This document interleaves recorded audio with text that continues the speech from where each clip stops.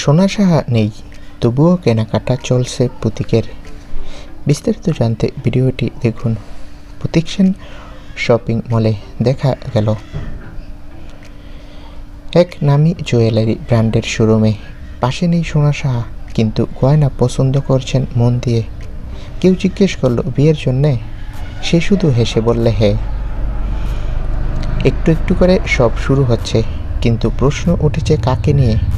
সোনা তো কিছুদিন আগেই এক সাক্ষাৎকারে বলেছেন, প্রতীক আমার খুব ভালো বন্ধু, ওর জন্য আমি সবসময় শুভকামনা করি। তারপরও প্রতীক কেন এইভাবে বিয়ের গয়না কিনছেন? নেটিজনরা বলছেন হয়তো আবার সব ঠিক হয়েছে, আবার সেই পুরনো প্রেম ফিরে এসেছে। না হলে এমনভাবে গয়না বেছে নেওয়ার পিছনে অন্য ব্যাখ্যা তো হয় না। হ্যাঁ, প্রতীক আর সোনা সাহা বিয়ে করছে খুব তাড়াতাড়ি, আর এই জন্যই নাকি প্রতীক সেন গয়না কিনছে। তো বন্ধুরা, এই বিষয়ে তোমাদের মন্তব্য কি?